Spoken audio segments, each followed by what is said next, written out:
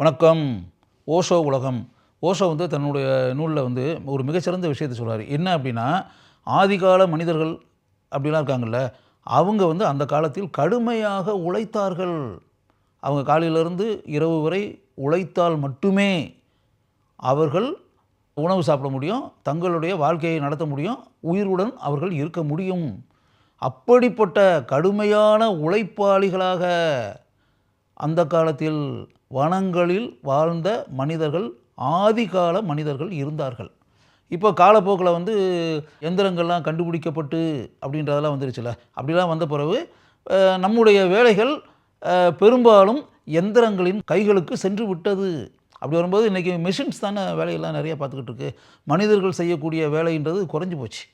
நம்முடைய பணி அப்படின்றதுக்குள்ள அதில் பெரும்பாலும் 75% எந்திரங்கள் இப்போ செய்ய ஆரம்பித்தாச்சு. அப்படிப்பட்ட புரட்சி உண்டாகிருச்சு. 24 மணி நேரம் அப்படின்னா நம்முடைய எந்திரங்கள் செய்தது போக இருக்கக்கூடிய வேலைகள் இருக்குல்ல, அது மட்டும்தான் நம்ம பார்த்துக்கிட்டு இருக்கோம். நமக்கு நேரம்லாம் நிறைய இருக்குது. அந்த நேரத்தை நாம் எப்படி செலவிடுகிறோம்? அந்த காலத்தில் வாழ்ந்த மனிதர்களுக்கு நேரம் இல்லை, பேலன்ஸ் இல்லை. அவங்க காலையிலேருந்து நைட்டு வர கடுமையாக உழைச்சி அப்படின்ற மாதிரி காரியத்தை தான் செய்யணும். அந்த காலத்தில் மிஷின் கிடையாது, எந்திரங்கள் கிடையாது. மனிதனே தான் உழைக்கணும். இந்த இயற்கையுடன் போராடி மனிதன் கஷ்டப்பட்டு உழைத்து தன்னுடைய வாழ்க்கையை அந்த காலத்தில் நடத்தி இருக்கிறான். இன்றைக்கி இருக்கக்கூடிய மனிதன் அந்த அளவிற்கு சிரமப்பட வேண்டியதில்லை, கஷ்டப்பட வேண்டியதில்லை, அந்த அளவிற்கு உழைக்க வேண்டிய அவசியமில்லை.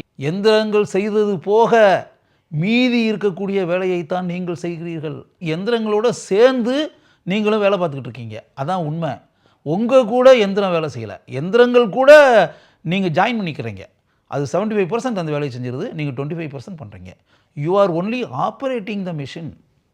பாக்கியெல்லாம் எந்திரம் தான் செய்யுது. அப்படி இருக்கும்போது எந்த அளவிற்கு உங்களுக்கு நேரம் கிடைத்திருக்கிறது? அந்த நேரம் பேலன்ஸ் டைம் இருக்கு இல்லையா, அது கிடைக்கிற இதில் நம்முடைய வளர்ச்சிக்கு தேவையான சிந்தனைகளை நாம் எப்போதாவது சிந்தித்து பார்த்துருக்கிறோமா? ஓஷோ தான் சொல்கிறாரு. நீங்கள் அந்த ஃப்ரீ டைம் அப்படின்றது கிடைக்கலையா, அந்த ஃப்ரீ டைம் கிடைக்கிறதெல்லாம் நீங்கள் ஏன் பயன்படுத்தக்கூடாது? மனிதர்களே, உங்களுடைய நல்ல எதிர்காலத்திற்காக நீங்கள் ஏன் பயன்படுத்தக்கூடாது?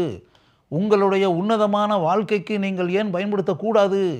உங்களுடைய வாழ்க்கையில் மிகப்பெரிய சாதனைகளை செய்வதற்காக நீங்கள் ஏன் அந்த நேரங்களை பயன்படுத்தக்கூடாது?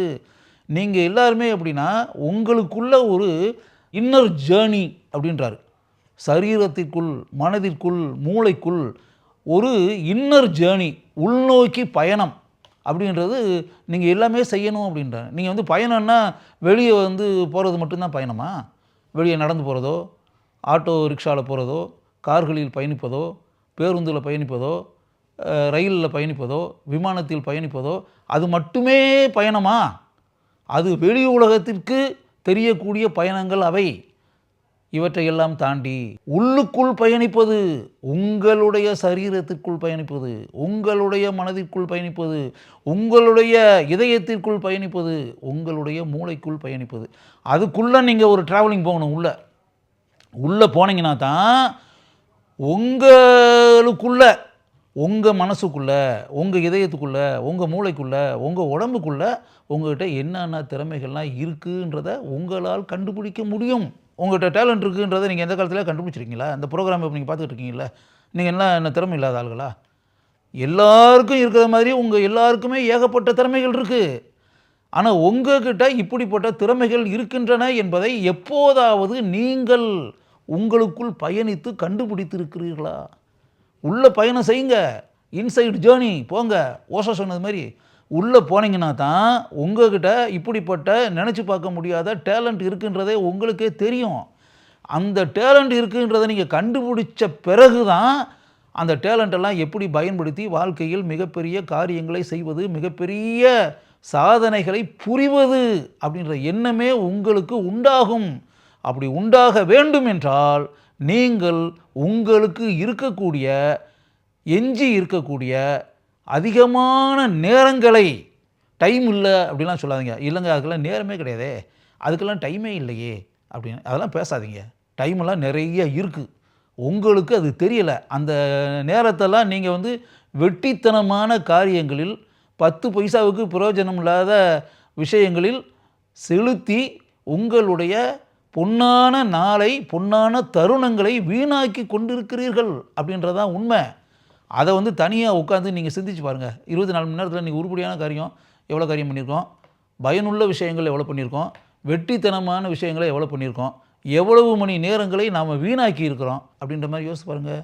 இதுவரை அப்படிப்பட்ட முயற்சிகளில் இறங்காமல் இருந்தீர்கள் என்றால் இனிமேலாவது தனியாக அமர்ந்து உங்களுடைய மனதிற்குள், மூளைக்குள், இதயத்திற்குள், சரீரத்திற்குள் பயணம் செய்து உங்களிடம் எந்த அளவிற்கு யாருமே கற்பனை பண்ணி பார்க்க முடியாத அளவிற்கு மிகப்பெரிய திறமைகளும் ஆற்றல்களும் மறைந்து பொக்கிஷங்களைப் போல உங்களுக்குள் கிடக்கின்றன அப்படின்றத கண்டுபிடிங்க. கண்டுபிடிச்சிங்க அப்படின்னா நீங்கள் வாழ்க்கையில் மிகப்பெரிய வரலாறு படைக்க முடியும். அதை புரிந்து கொண்டு செயல்பட வேண்டும். இதுவரை அப்படிப்பட்ட மிக உயர்ந்த, பயனுள்ள, சிறந்த காரியத்தில் ஈடுபடாமல் இருந்தீர்கள் என்றால் இனிமேலாவது உங்களுக்குள் பயணியுங்கள். பயணித்து உங்களுக்குள் இருக்கக்கூடிய கருவூலங்களை கண்டுபிடியுங்கள். பொக்கிஷங்கள் எவ்வளவு இருக்கின்றன என்பதை கண்டறியுங்கள். அவற்றை கண்டறிந்த பிறகு அருமையான செயல்களை கட்டாயம் வாழ்க்கையில் செய்ய வேண்டும் என்ற வேட்கையை மனதில் உண்டாக்கி கொண்டு அந்த பாதையில் வெறித்தனமாக செயல்பட்டீர்கள் என்றால் பலரும் அண்ணாந்து பார்க்கக்கூடிய அளவிற்கு மிகப்பெரிய காரியங்களை இந்த உலகத்தில் நீங்கள் செய்ய முடியும். உலக வரலாற்றில் உங்களுடைய பெயர்களை ஆழமாக பதிக்க முடியும், பதிக்க வேண்டும் அப்படின்னு சொல்லிட்டு ஓஷோ சொல்லியிருக்காரு. அவர் கூறிய அந்த உயர்ந்த விஷயம் உங்களுக்கு பயனுள்ள விஷயமாக இருக்கும் என்பதால் இங்கு நான் அதை பதிவிடுகிறேன்.